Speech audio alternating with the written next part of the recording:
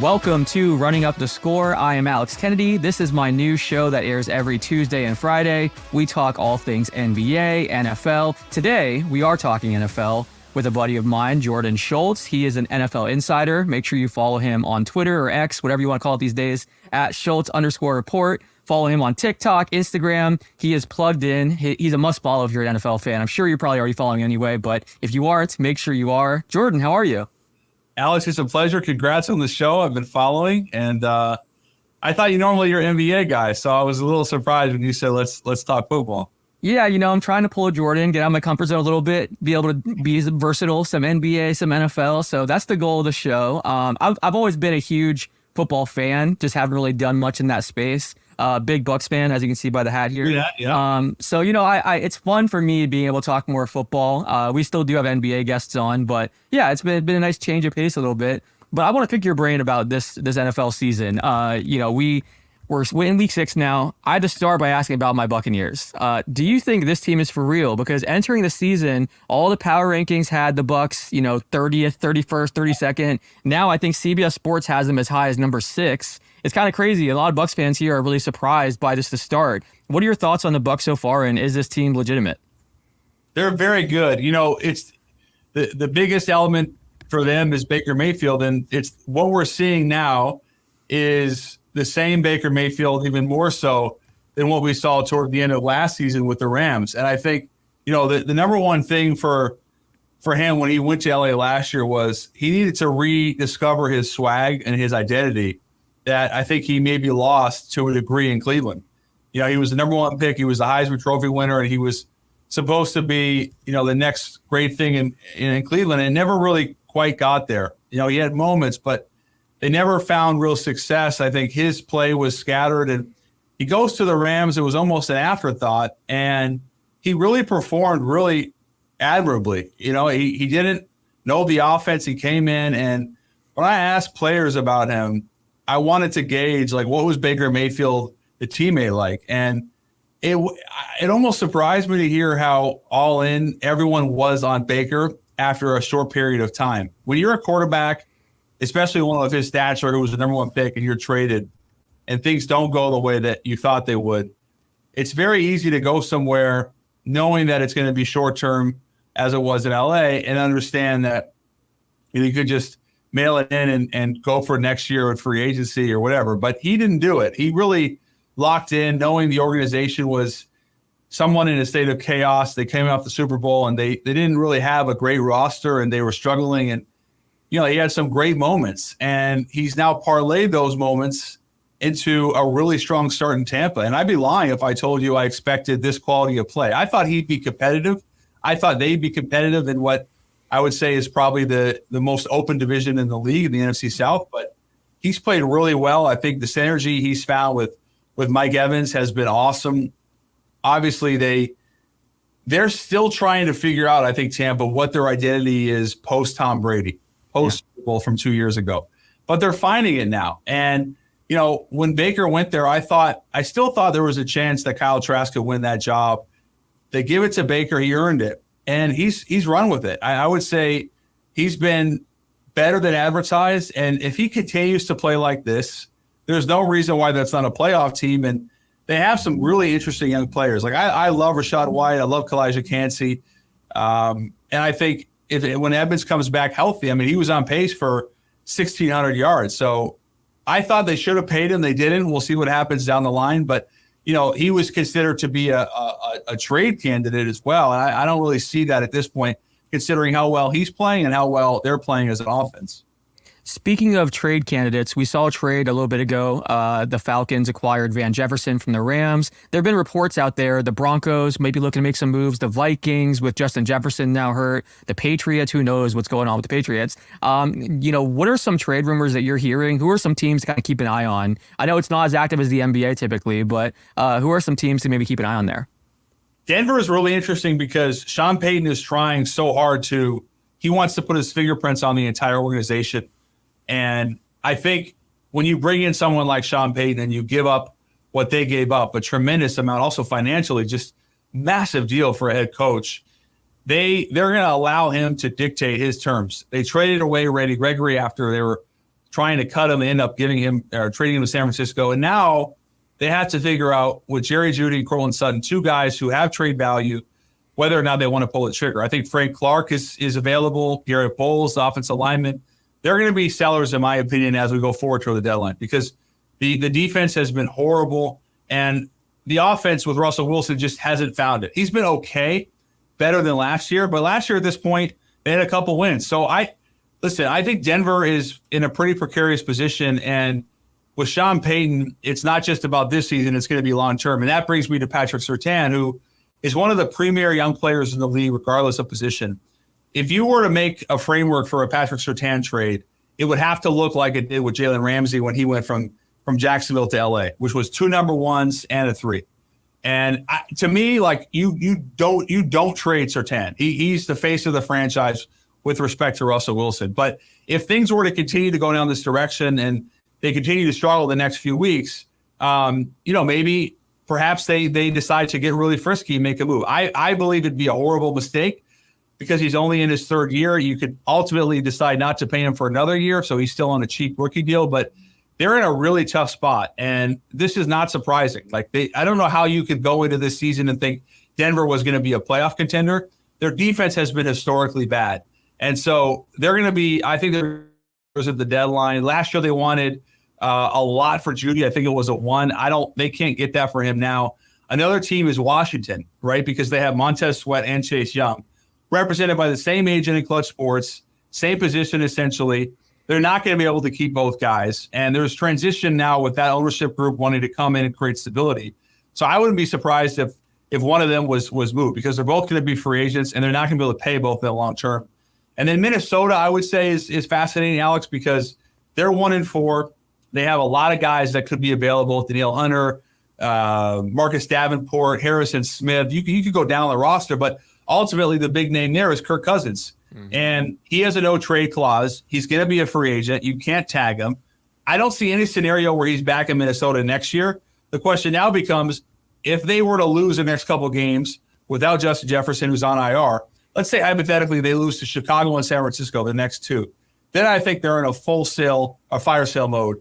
But really, to trade Cousins is complicated because not only is he a free agent, but he has a no-trade clause, and it would behoove him to remain in Minnesota. If he goes to, just hypothetically, and I'm reporting this, but if he goes to the Jets, for example, he's going to learn a new playbook. I think his free agency value gets diminished slightly. So I would be surprised if he's moved, but that's the framework. If they were to lose a couple more, maybe they explore that.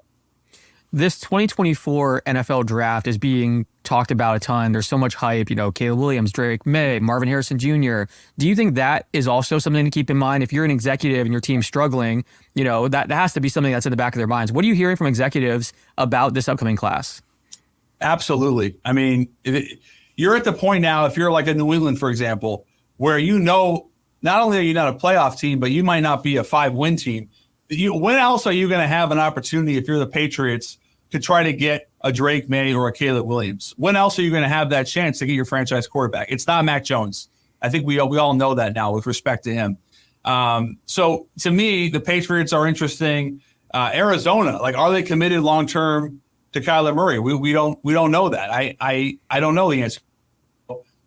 They could Chicago. So Chicago could have the first and second pick in theory of this draft. So as we get closer to the deadline and as teams, I think the next couple of weeks really understand what they are or are not heading into the second half of the season, then you're going to see, I don't want to say tanking, but you're going to see teams really start to vie for position. I mean, I was talking to Cliff Kingsbury about Caleb Williams. He's working with him at SC now, and he obviously worked with Kyler Murray and Mahomes and Baker Mayfield, a lot of really good quarterbacks. And he was saying that Caleb Williams has everything you'd want. He's super, super special. And his arm talent, his ability to manipulate the pocket, that's freakish stuff. I think he's a once-in-a-generation player. I love Drake May. I'm not a quarterback guru, but he has the size and prototypical ability, the big arm. He could have left North Carolina for a bigger NIL. He stayed. He's beloved there. I think Mac Brown has said he's one of his favorite players he's ever coached.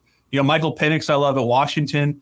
It's a historic type of class, but without question, Caleb Williams has been dubbed, the next big thing. And I think we'll start to see teams buy for that.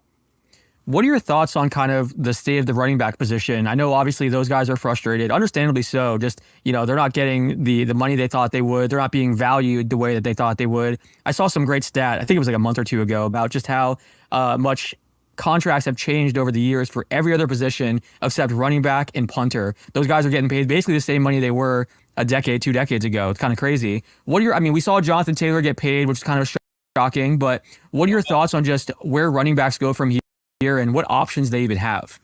Yeah, props to JT. He got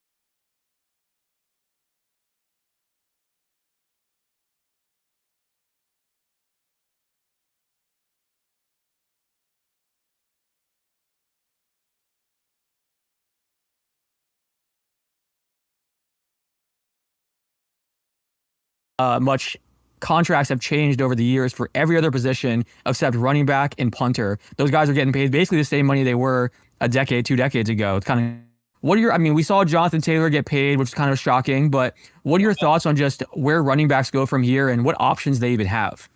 Yeah, props to JT. He got real money. I think it was over 14 a year. I mean, that's huge money for a running back, especially now.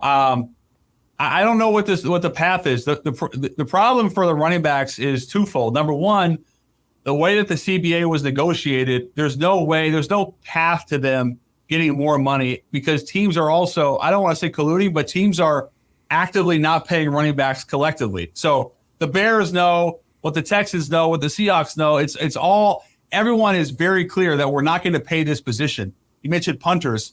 I mean, it's the dichotomy between those two positions is incredible. There's not a more taxing position in sports than running back. It is a car crash every play. If they're not being asked to run the ball, they're being asked to catch. If they're not being asked to catch, they're being asked to block. It's a brutal position with a very, very short shelf life. I would say that the only way forward for running backs is to, when the new CBA is bargained in a couple of years, that they find an opportunity there to demand better, demand more. But the league the NFL is about tradition, and the owners are not going to suddenly say, we're going to pay running backs more because we feel badly. It's a business first league. The owners are not going to budge on this, and I don't really know what the path forward is other than potentially with a new CBA, but it's terrible. And I have been an advocate of running backs, guys like Saquon Barkley and Josh Jacobs, who have not been paid yet, who are vital to their team success. But I don't see the path forward unless it's with the new CBA. Yeah, I agree. It's definitely a tough spot to be in. I feel bad for those guys. So we've seen, certain teams are kind of pulling ahead of the pack. The Niners look incredible. The Eagles are undefeated. The Dolphins, especially offensively, look dominant. If the season we're heading today, obviously it's still very early, but who is your way too early Super Bowl pick for right now? Miami and San Francisco. Yeah. That would be so much fun. I was really into the Dolphins before the season, but what they've done, breaking a record every week, it seems like, yardage, points, yards per play. I mean, it's remarkable. It's ironic that and fitting that it's Kyle Shanahan and Mike McDaniel who obviously were together in San Francisco. Very few actually no team in the league has more motion at the snap, not just pre-snap, but at the snap than the Dolphins. So they are innovating every week. And you're seeing it because teams don't know how to guard them. And also just the pure speed. I think the difference between San Francisco and Miami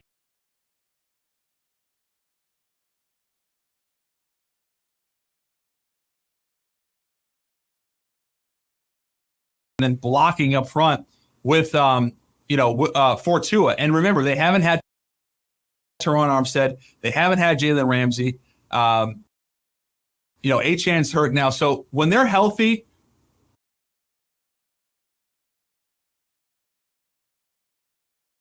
the Niners, they don't have a weakness. They just every single position is strong, and it really starts up front. I mean, Trent Williams is going to be 40 years old. He's still blocking like he's 25. He's the best left tackle in the league.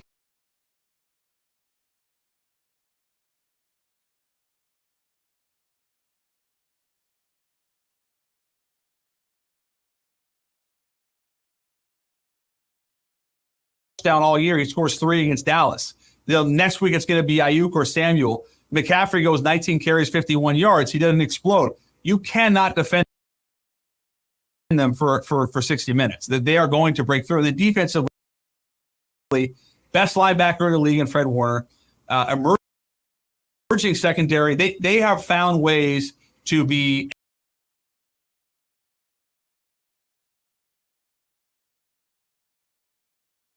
I love watching them. I mean, the beatdown against Dallas 42-10 was remarkable because, to me, Dallas, even without Trayvon Diggs and Leighton Vander Esch, has one of the best defenses in the league. So those are the 2 best teams in the league right now. And that's the only reason I open the Chiefs in there is I really want to make sure they're fully healthy. If the Chiefs are fully healthy, to me, they're the best team in the league, but they haven't quite gotten there yet. And until they're peaking, I won't put them there. Yeah, that's fair. Both those teams look so they're so much fun to watch, and they just look so dominant. It's been a lot of fun seeing this Niners team. So I want to ask you about the life of an NFL insider. You're very plugged in. I mean, anyone that follows you knows that you're talking to executives all the time. You're breaking news. You have a lot of sourced information. How did you kind of, because you mentioned, you kind of used to be in the NBA space a little bit too. You had the podcast with CJ. Yeah, absolutely. We both kind of dabbled in both spots a little bit, but how did you kind of find yourself, moving into this role? Because I've been following your work for a long time, been a fan for a long time, but now kind of moving over to the NFL insider space. How did that kind of happen, and what's that been like? Well, I just felt like the NBA space, I thought it was so crowded and there wasn't enough room. And I tried. Like, basketball was my first love. Basketball and baseball. I mean, football was like third for me. And, I was a pretty good high school basketball player and played 4 years in college. Not well, but basketball was always like home for me. And I truly consider myself like a hoop junkie. But I didn't feel like I was progressing. I felt like I was spinning my wheels. And I tried so hard. I was at ESPN and I tried some college hoops. I did the betting show, which I really enjoyed, but I never felt like I was really taking off like to the next level. And I don't know. For me, the transition happened, I guess, a year and a half ago.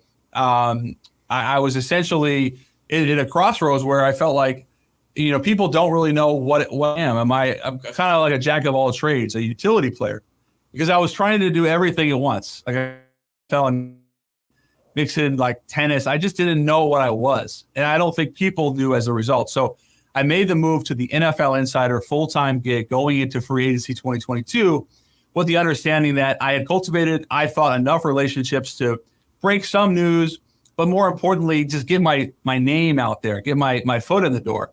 I think basketball, the rosters are so small, like 12 guys. There's not that many coaches and agents and players compared to the NFL, where you have 53 guys, you have a practice squad, there's a lot of agents, there's more coaches. It just felt like if I was going to break through in one or the other, I thought the NFL made more sense because there was more opportunity. And I wanted to be opportunistic, and I felt like I had, like I said, enough relationships in football. So I went into 2022 free agency and was able to break a fair amount of news that went well. And I think what really helped for me was breaking Gronk's retirement. I had cultivated a relationship with Rob, and when it came down to making a decision, he had told me that he was going to have me announce it. And I wasn't sure how that was going to go, but I thought there was a decent chance. I just didn't know if it would get leaked somewhere else. But sure enough, he calls me and he tells me, and I put it out. And I felt like after that, it seemed like I had executives and agents coming to me more as opposed to me just constantly chasing. Mm-hmm. And that was really refreshing, and it was validating for me. And I started to do more on air and do more networks, whether it was on ESPN or Fox or McAfee or just any of these daily shows that I felt like I needed to get on. And so ultimately, it was the right decision. But I'll tell you, Alex, it is very difficult day in and day out to do the insider gig because there's just, especially in the NFL, there's just so much, Yeah. It's relentless. And that's my nature is I'm relentless in terms of chasing information, but it gets hard and it's lonely sometimes, not always knowing what to pursue or how to pursue stories. And the hardest thing for me, the hardest thing by far is sitting on information when it's probably going to get out, but you've made the commitment to the agent or to the coach or whomever that you're going to be fair and you're not going to report it either ever or maybe till tomorrow or whatever it is. But that's the hardest thing. It happens not daily, but weekly it happens. And most of the time when that happens, you end up losing the story. And that's probably the most frustrating. But I really do feel like I'm in it for the long game. I don't want to burn bridges because I know that if you do it right for long enough, it'll all come back. So that's really my philosophy. Yeah, I had my news breaking phase. And this is why I wanted to ask you about it, because when I was doing it, I was so stressed out all the time because I'd be at a movie with my wife and then you get a text and it's like, oh, I'm working now. I'm at, a relative's birthday party and it's like, oh, this news just broke. And now, I want to obviously get the story. And it's the best high in the world whenever you actually do break a story and it blows up and you're getting credit everywhere. And you obviously get the bump in followers and stuff like that. But then you're right. It's also so frustrating when you have the story and either you need a second source or for some reason you can't put it out there. That's the worst feeling in the world. And someone else gets it and you were like, I was this close to having it. So that's why I just wanted to ask. I mean, that's an adjustment going from being, a host and an analyst to more of the insider where you're kind of on the clock 24/7. So I want to ask you about that part of it too. Yeah, it's not something that it's hard to explain unless you've experienced it, just like having your phone on at night and having your phone always by you. I mean, that's difficult, and we have 2 young kids and the phone is a constant issue because I want to be present for them. I want to be, daddy first and husband, but the NFL game is really, I would say with respect to the NBA that it's truly the only 365 sport. Just the way the league has marketed the draft and free agency and the combine and senior bowl, it just never ends. So it's difficult. It's very rewarding. Obviously, when you break news and get to go on networks and that's obviously the payoff. But I want to do it. I'm trying to do it really through the lens of the player to empower the players. I think with the NFL, I have this helmet there that I always keep next to me because the NFL helmet, the football helmet, it's so disarming. Like you don't really, as NFL fans, and I'm guilty of this too, you don't really necessarily know who's under the helmet. Like I was in the Super Bowl and there was marquee players walking around who people didn't know, including myself. I'd be like, I know that guy, but I can't quite put my finger on it.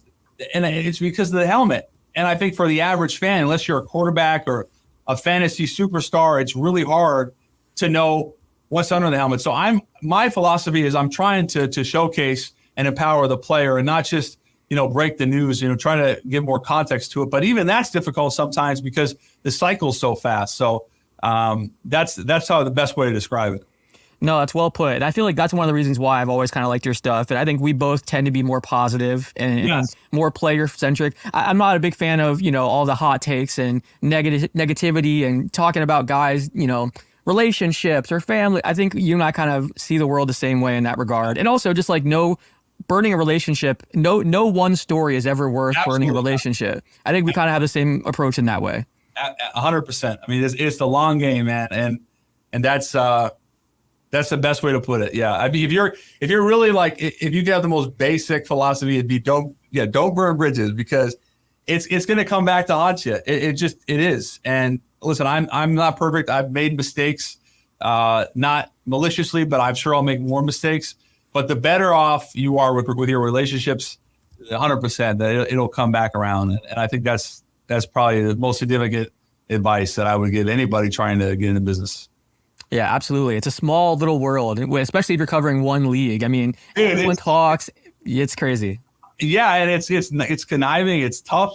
It's you feel like you're on an island a lot. So yeah, I appreciate your philosophy and how you what the way you approach things. I can imagine that with the NBA, that shifting away from that day-to-day basis was probably rewarding for you, right?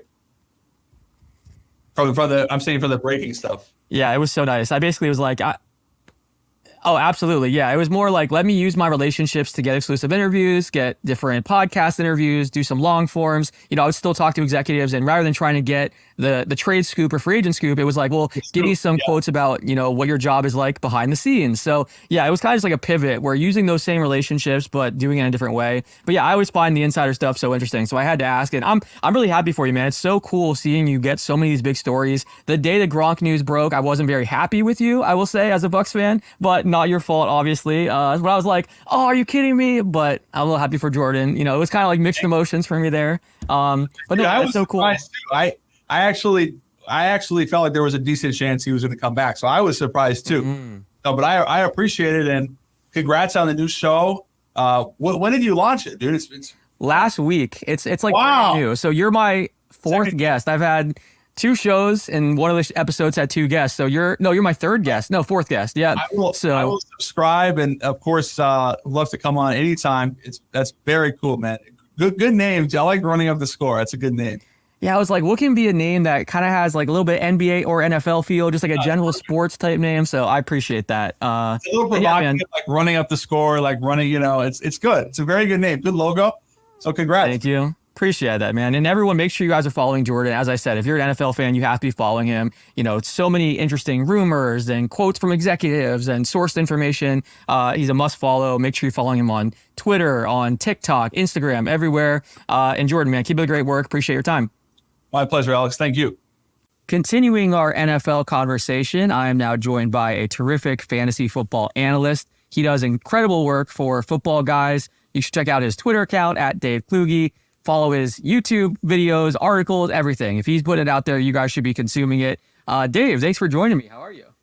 I'm doing great. Thanks a lot for having me, Alex. This is fun. You and I have been talking in DMs and behind the scenes, strategizing and talking about some fantasy football takes for years. So excited to get it out here to the people today.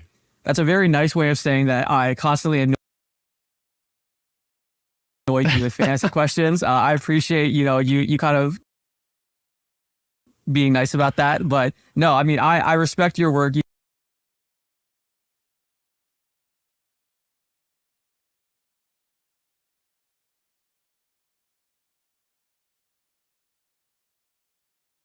With fantasy questions. I appreciate, you kind of being nice about that. But no, I mean, I respect your work. You do a great job. I love your Twitter account too. I feel like your takes and your jokes on there are so funny. So if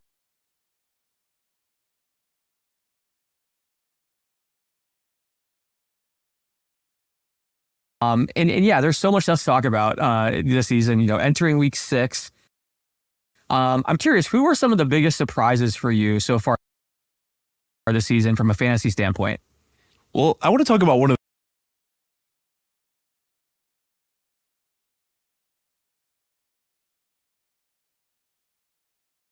the that we talk about, but man, the Los Angeles Rams, they have been quite a surprise. Before the season kicked off, a lot of people were talking about the Rams as a team that was just completely thrown in the towel. We were hearing talks about them tanking for Caleb Williams, that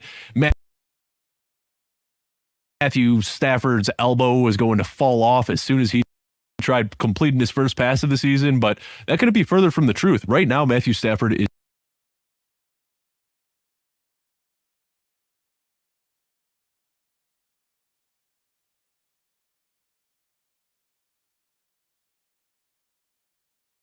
necessarily been there, but he is having a great start to his career. I was looking at the numbers yesterday, and I wrote about this in an article over at Football Guys, but he is on pace for the second most pass attempts of his career. We got to remember that a while back he set the record with 727.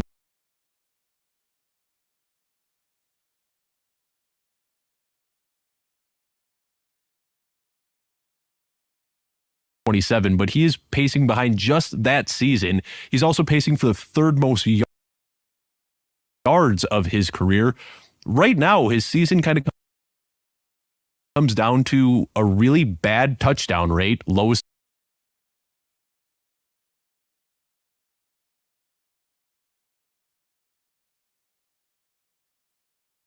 a little bit. So right now, Matthew Stafford looks as good as he ever did. Just 2 years ago, this guy was in fantasy scoring before winning a Super Bowl, and he's playing that same type of ball now. So fantasy points haven't been there, but the Los Angeles Rams offense is humming, and I think that Stafford is going to finish the season as a QB1.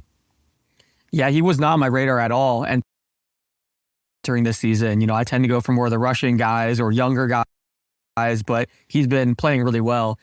Who are some of the biggest together a huge boom performance that we knew was there, but I'd say just the overall Cincinnati Bengals offense as a whole. And I think a lot of people just kind of scoffed at the preseason injury to Joe Burrow. Historically, Zach Taylor and the Cincinnati Bengals, they downplay injuries. I mean, it was just a few years ago that Joe Mixon was day to day with a foot injury that lasted for weeks. Historically, Zach Taylor and the Cincinnati Bengals, they downplay injuries. I mean, it was just a few years ago that Joe Mixon was day to day with a foot injury that lasted. buy low candidates right now? Guys that you're targeting, trying to pick up. Who are some of those guys? So after I just talked about how the Cincinnati Bengals offense has been disappointing as a whole,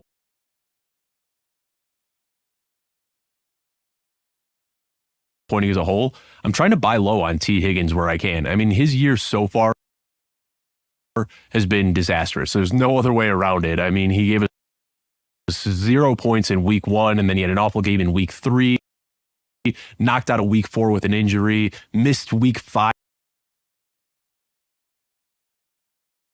One of the best wide receivers in the league. We talked about how Joe Burrow is dealing with this calf injury. I only expect that to get better from here on out, and when that calf injury gets better, so will the Cincinnati Bengals offense as a whole.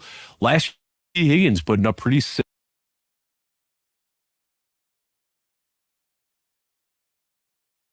his managers right now, after this slow start, after they invested a second or a third round draft pick in T. Higgins, are probably sitting at 1-4 or 0-5 right now. I'm testing the waters to see if I can buy lower.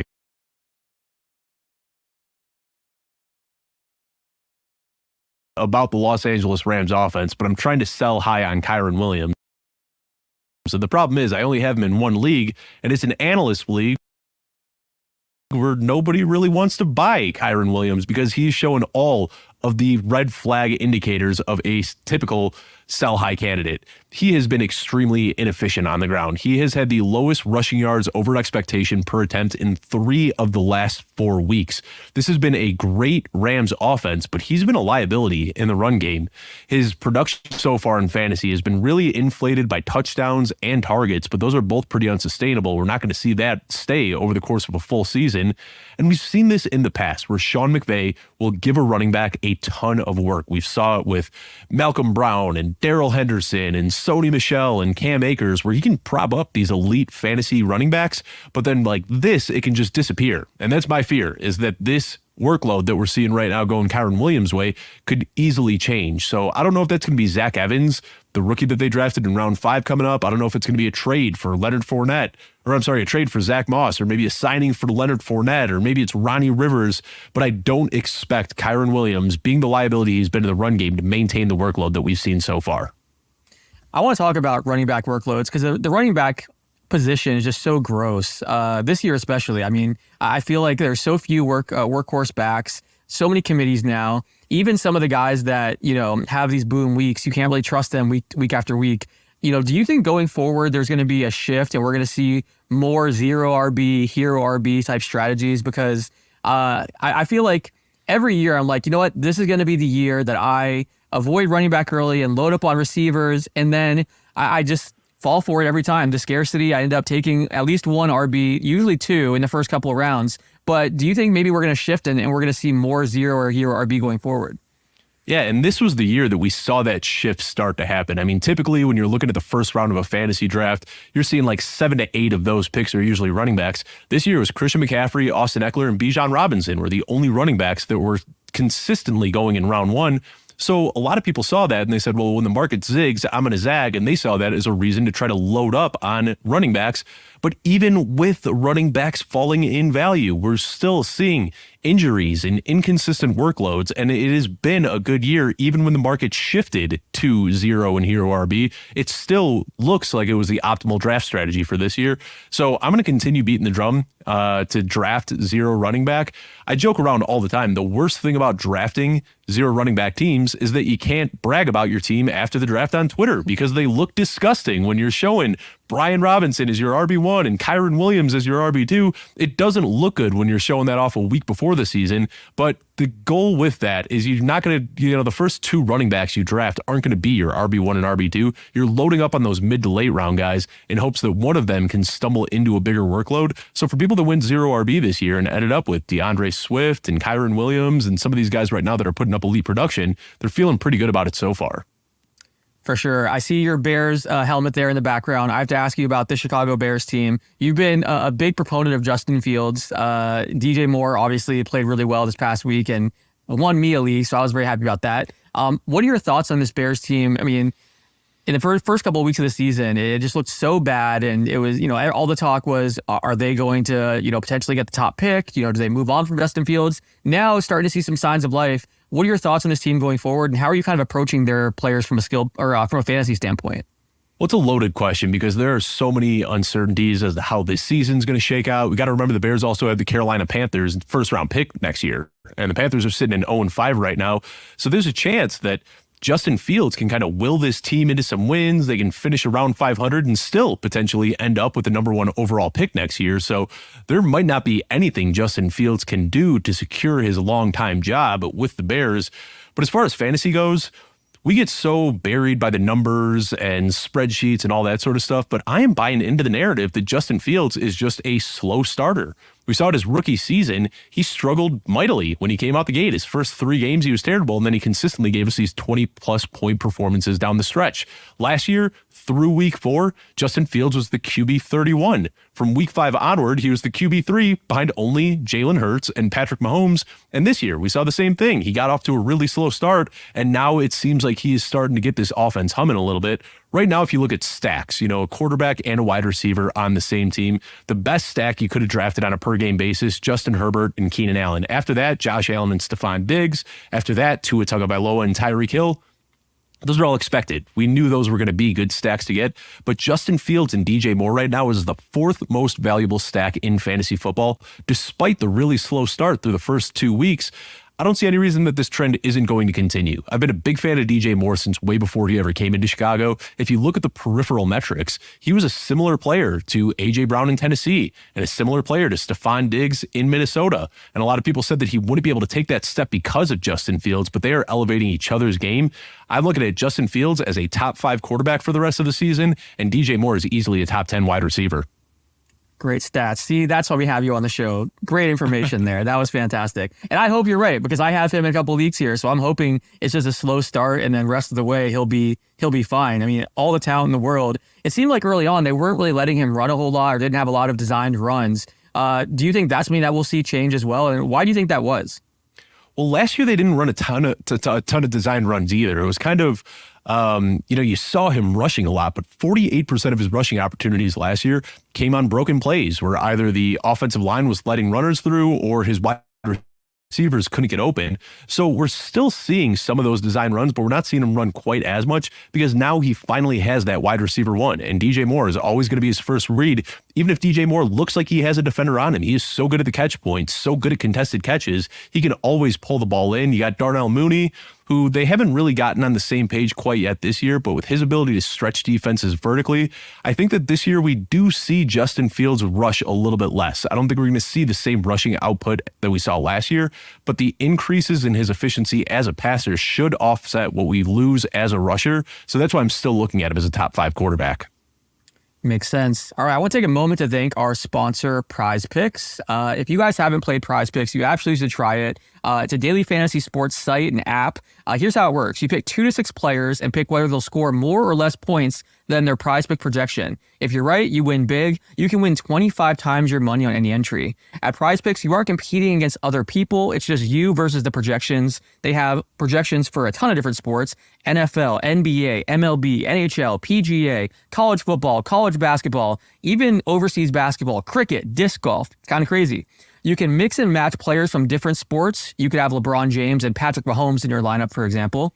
If you download Prize Picks today and use the promo code RUNNING when you sign up, they'll match 100% of your deposit up to $100. That's the promo code RUNNING for 100% deposit match up to $100.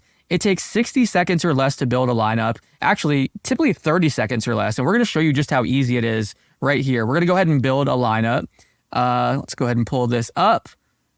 All right, I'm going to show you just how easy it is to go ahead and build a lineup on Prize Picks. I'm going to say Christian Kirk's going to get more than 59.5 receiving yards. And Dave, do you have a pick that you want to go with? Yeah, if you scroll down a little bit, I was looking at this earlier, and I really like Adam Thielen, showing more than 68.5. This should be a shootout against Miami, and he's hit that mark or above in 3 straight games. So Adam Thielen, more than 68.5 yards. I like that. I like it. Yeah, Thielen's looked good recently. Kirk, aside from that week 1 performance, he's been super involved. He's had, more than 59.5 receiving yards in 3 of the last 4 games. And I think the other game was like 54 yards, so came very close. So go ahead and just place your entry. We're going to put $10 in, and then just like that, we're signed up. So very, very easy. Thank you, Prize Picks, for sponsoring this episode, and use that promo code RUNNING, and you can go ahead and play and join us and have fun on Sunday. See, that's what it's all about. Fantasy football, you want to play so you can enjoy the games, be more invested. Go ahead and sign up for Prize Picks and use that code RUNNING. All right, so I want to ask you about players that you're higher on than maybe the rest of the experts in this industry. Every fantasy analyst has guys that they kind of plant their flag on. Who are some guys that maybe you're higher on rest of season than your peers? Breece Hall is a guy right now, and I don't want this to sound like I'm being overreactionary to his huge Week 5 outing against the Denver Broncos. I've been beating the drum for Breece Hall all offseason through this year. He is my rest of season RB6, and looking at his ECR rest of season ranking, they've got him as RB15. So if I can get him in an RB5 price tag in a trade, I'm doing that in a heartbeat. He's one of the most talented running backs in the league, and that's really what it comes down to. If he didn't have his ACL torn last year, I think we'd be talking about him in the same conversation as Christian McCaffrey and Bijan Robinson and Austin Eckler as one of the best running backs out there. They finally took him off a snap count last week in this matchup against the Broncos, and he set a season high in snaps, carries, targets, receptions, and scrimmage yards. He scored his first touchdown of the season in that game as well, and he's averaging 8.3 yards per carry over his last 2 weeks. Second in the league in yards per touch, third in the league in rushing yards over expectation per attempt. He's only going to get better as the season progresses. So right now, if anybody's trying to sell high after last week's outing, thinking that was a fluke, I'm trying to buy him, because as we get deeper into the season and you get closer to playoffs and those all-important playoff matchups where you're trying to get points and win your league, I think we're going to be looking at Breece Hall as a top 5, top 6 running back. And then who are some players that you're lower on than the consensus rest of season? This one's a little spicy, and I had to double check this because I thought that it was kind of bold to have him this high, but Kenneth Walker right now is the RB3 in ECR rest of season rankings, and he is my RB10. Now, RB10, that doesn't mean that I hate Kenneth Walker. It doesn't mean that I'm saying you should just cut him from your team, but if you can trade him right now for an RB3 price tag, I think you got to do it. He's got getting the work right now, and he's got the home run upside that we really like. He can score from just about anywhere on the field. But we've seen his passing down work completely disappear as early as week 4, the last game they played before the bye.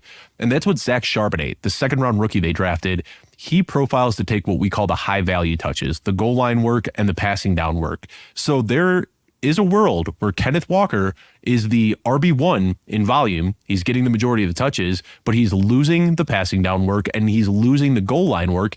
And that makes him more of an RB2 in fantasy rather than a top 3 running back. Zach Charbonnet is bigger and stronger, so he can take on some of that goal line work. And he also pulled 3 times the target share in college. We have seen Kenneth Walker's targets go down every single week so far this season, while we've seen Zach Charbonnet's targets go up every single week. So I'm not sitting here saying that Zach Charbonnet is going to overtake this backfield and put Kenneth Walker out of a job, but my concern is that all that's going to be left for Kenneth Walker are these low-value touches, the early down work, the between the 20s work, and if all of the high-value touches end up falling Zach Charbonnet's way, it's going to leave Kenneth Walker's managers wanting a little bit more.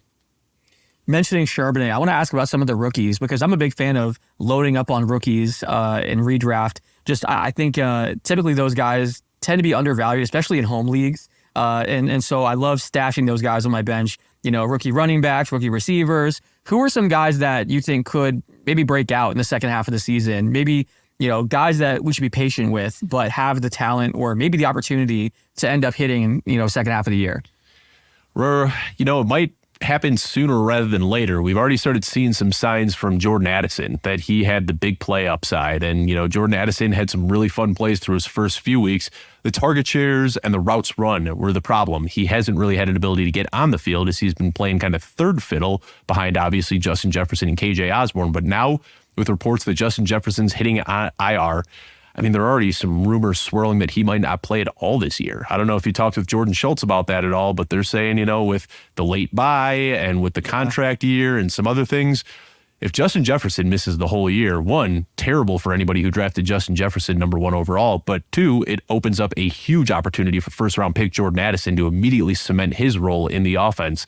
So Jordan Addison is a guy that I wasn't crazy about coming into the draft. I didn't think that he was the best player out there. He doesn't have the really elite measurables, but he's got a knack for getting open. And now the opportunity is going to be there on one of the most pass-heavy teams in the NFL. He could easily jump ahead of KJ Osborne, be the wide receiver 1 on this team, and see a similar workload to what we've seen from Justin Jefferson in the last 2 seasons.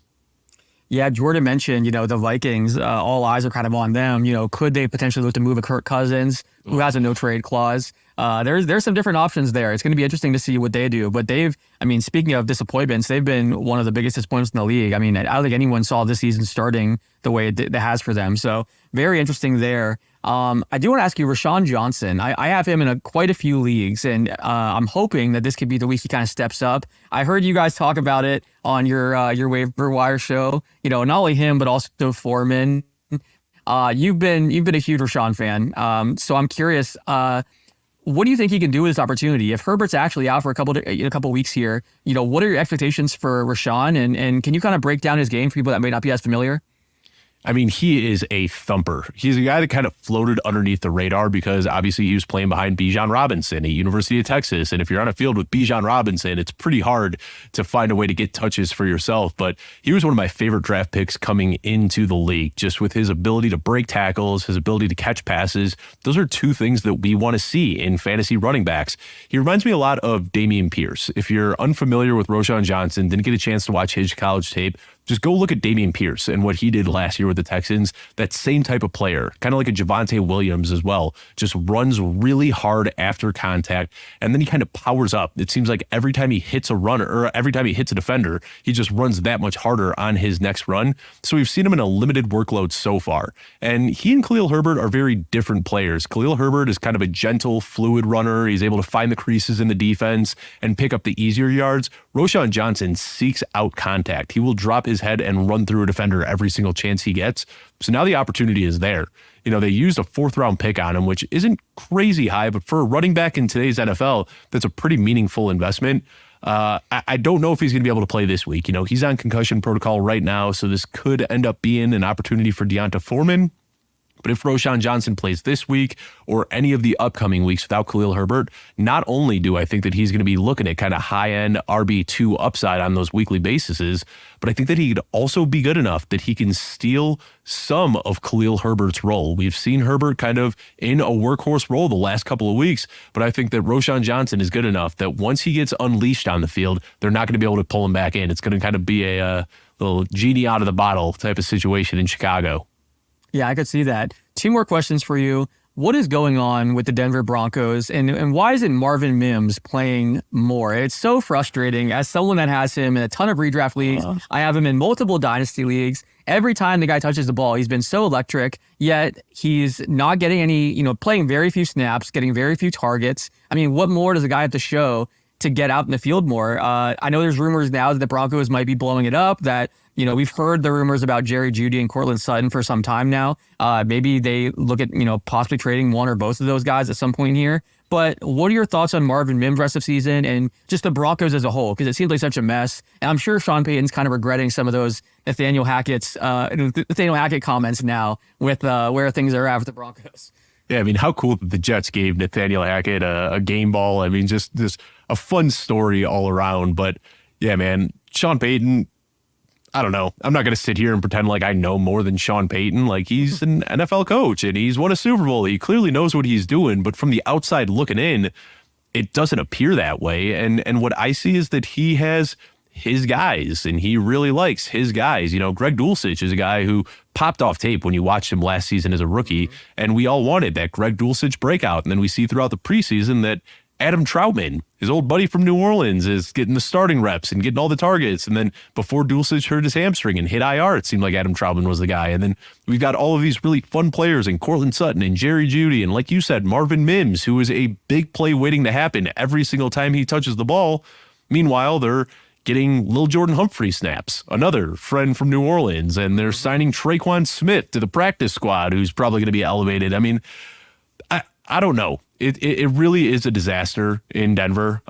You know, I'm a Chicago guy. I'm a Bears fan, but I live out here in Colorado. Oh, okay. And it's sad to see. You know, literally the day Russell Wilson signed, my neighbors were outside shooting fireworks off in the street, celebrating the Russell Wilson signing. Fast forward a year and a half, and I don't know if it could look like a bigger mistake at this point. So what I want to say is bet on the talent. Marvin Mims is a really talented player, but there's that other part in the back of my mind saying, I don't know if you can really trust anything Sean Payton is doing right now. So given the talent, given what we've seen in small doses, I think that you need to hold on to Marvin Mims. I don't think you can cut him at this point, but also don't be surprised if he ends up just sitting on your bench for the entire season, doing a lot of nothing. Yeah, it seemed like things really played out perfectly for him. Not only, you know, does Sean Payton and the Broncos trade up to get him in the second round when they didn't really need a wide receiver, but then the Tim Patrick injury happens. KJ Hamler is no longer on the team. So, you know, it seemed like, oh, this is perfect. He's going to step right into that third receiver role. And then he looks great in the first couple of weeks. And it's like, oh, man, he's just going to play nonstop. And in the last 2 weeks, it's been barely anything. So definitely frustrating. I'm excited about the talent, and I think long term he's going to be fine. Ton of fun to watch, even as like a returner. He's just so explosive. So I'm a big fan of his. I'm hoping we get to see some more of him. But yeah, that Broncos situation, it's such a mess there. Last question for you. I am a Tampa Bay Buccaneers fan. I asked Jordan this too. Is this team for real? Because entering the year, everything was the Bucs are going to be awful. Oh, it's going to be a tank for Caleb or Drake May. Now, you know, they were like 32nd in some power rankings. Today I saw CBS Sports has them at number 6. You know, it's one end of the spectrum to the other. I know. Whoa. Pete Prisco has them at number 6. Whoa. And I was very surprised about that. ESPN had them at 9. The Athletic has them at 9. So, like, they're in that range for quite a few power rankings. Not quite 6, but this team has just surprised everyone. Baker Mayfield, I've been so impressed with his decision-making. He's so elusive back there, you know, not turning the ball over. The defense has been so aggressive. I was, out on Todd Bowles. I thought they had to fire him and move on, but he's been excellent, and the defense is playing incredible. Dave Canales is a first-time play caller and offensive coordinator. Looks great. The play calling has been so creative, and I don't know. Like, on one hand, I don't want to get my heart broken and get my hopes up here, but on the other hand, they do look great. So is this team for real, or I guess part of it, not to answer my own question here, but they do have some tough games coming up, like the Lions, Bills. There's some tough tests coming up that should answer the question for us. But what are your thoughts on this Bucs team, and could they actually be a playoff team that makes some noise? Well, I think the NFC South is a pretty weak division right now, so I think it's pretty tough to count them out. I think it's tough to count any team out that's playing the NFC South right now. True. And, this is a good team, and I kind of talked about it in the preseason because, like you said, everybody had written them off for dead. I saw bottom 3 in almost every set of power rankings out there. And I didn't really understand that. And I don't know if you saw this tweet or not, Alex. I said this in the offseason, but I said, remember last year when we kind of wrote the Seahawks and Geno Smith off for dead, and then Geno Smith looked really good throwing the ball to DK Metcalf and Tyler Lockett. I think Mike Evans and Chris Godwin are just as good of a duo as DK and Tyler Lockett were, and now we see Baker Mayfield playing some of the best ball of his career. And of course, they've got a good offensive line, even though it's a little bit banged up right now. They're still doing enough to give Baker Mayfield the time in the pocket to hit those throws to those receivers that make really hard catches look like easy catches. And then, of course, the defense. I mean, I think that's something that we just kind of forgot about, that Levante David and totally drawing a blank here. Devin White, Yeah, like one of the best linebacker duos in the league. And then, like you said, Vita Vea up front as well. They've got a really good defense. They've got 2 really good wide receivers, and they don't need Hall of Fame play from, Tom Brady to put it all together. Baker Mayfield going out there and just kind of being the game manager and getting the ball in his playmakers' hands seems to be enough. So I don't want to talk poorly about anybody else's rankings. I think 6 is a little bit steep, but I think that you have to absolutely look at them as a top 12 team right now in the NFL. I think it's pretty tough to keep them out of the playoffs, given the division that they play in. Whether they can make some noise in the playoffs or not, hey, any given Sunday. Yeah, it's been interesting. And Baker's so much fun. I know the fans love him. But I made the same comparison. So during the offseason, all the Bucs fans, they were really high on Kyle Trask, understandably, with how high they drafted him, and they wanted him to be the quarterback. And my buddies were talking about, what options are out there. And I said, if you're going to go after someone, it needs to be someone young that has potential, but maybe could have a big bounce back year. You're kind of looking for a Geno Smith 2.0, especially with Canales, who was with Geno last year. Mm-hmm. And so I was like, Baker could be that guy. But again, I was being guarded, didn't want to get my hopes up. I was like, are we really going to be a playoff team? The defense has some studs. Antoine Winfield, by the way, has been playing out of his mind. So impressive.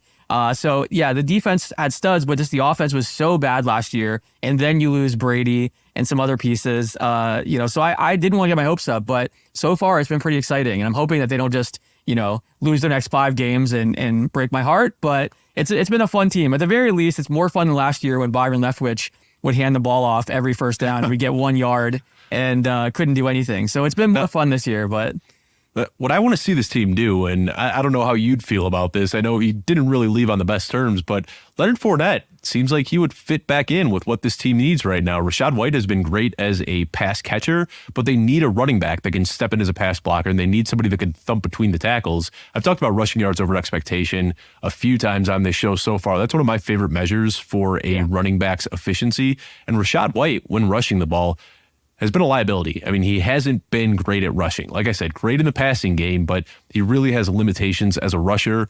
There was some hope that Sean Tucker could step up. That hasn't really happened. Keyshawn Vaughn just is what he is at this point. So I really think this team, now that they are making a legitimate push and sitting atop the NFC North, I think they should call up playoff Lenny and see if he wants to run it back this year. Yeah, I think he's getting a lot of blame for his inefficient running last year, but the offensive line was so bad. Again, the play calling was horrible. Literally, you had like game film or players mic'd up on defense, calling out the plays and talking, like laughing about how predictable the Bucs were. So, Lenny can only do so much, and obviously, he's a fan favorite here just after the Super Bowl run and how well he played. Greg Allman, the beat writer for Fox Sports that covers the Bucs, he said that he doesn't think it's likely, and basically said they're paying him $2 million right now to not be on the team. He's like, so that's kind of everything you need to know. So I agree with you. They need to do something to address the running back position though, because Rachaad White has not been very good. Sean Tucker, I was really excited about him. I thought he could be an interesting, guy that challenges White as the season goes along, but he really hasn't got much opportunity. And when he has touched the ball, he hasn't really done a lot with it. Keyshawn Vaughn is just a guy, as we kind of talked about, or as you mentioned. But yeah, they were apparently in the mix for Cam Akers. I wonder if like a Zach Moss, if he does become available, if that's an option. That was the first name that popped into my mind too. And I think that right now, I don't know if Jonathan Taylor's ankle injury is still lingering at all, and that's why they're limiting the workload. I don't know exactly what's going on, but they've got one heck of a 1-2 punch right there in Indy. And I think now maybe, I was talking about Zach Moss being a trade candidate immediately after that game, but now with Anthony Richardson expected to miss, they're saying 4, 6, 8 weeks, whatever it may be. They might have to lean on that running back duo a little bit more. So I don't know if Zach Moss would be out there, but it would be fun. Zach Moss, I talked about Kyron Williams kind of being one of my sell highs earlier. I'd like to see Zach Moss, whether it's in Los Angeles or whether it is in Tampa Bay, with one of those teams where he can really kind of take over the backfield. Yeah, you make a good point about, AR's injury. That could definitely, cause them to hold on to him and just, run both of those guys like crazy until he's back. So it'll be interesting. I appreciate you doing this, man. Again, I could pick your brain for hours. I love fantasy football. It's always fun to talk with you. And again, appreciate you whenever I do bug you randomly with a trade question or something like that. You're always great about helping me out. And I respect your opinions. You do great work. And thanks for joining me, man. Thanks, Alex. Appreciate it, man. Everyone, make sure you guys are following Dave on Twitter or X, whatever you want to call it. Make sure you guys check out Football Guys. Does a great job with his articles. Check out their YouTube channel. They just had a waiver episode drop and talking about all the players that you should target in your waiver wire. They do a great job over there, Dave, Alfredo. So make sure you check that out. And make sure you guys are subscribed to Running Up the Score. We drop new episodes every Tuesday and Friday evening. Thanks to Prize Picks for sponsoring this episode. But yeah, you guys can watch on YouTube. You can listen on Spotify, Apple Podcasts, Amazon Music, But be sure to subscribe.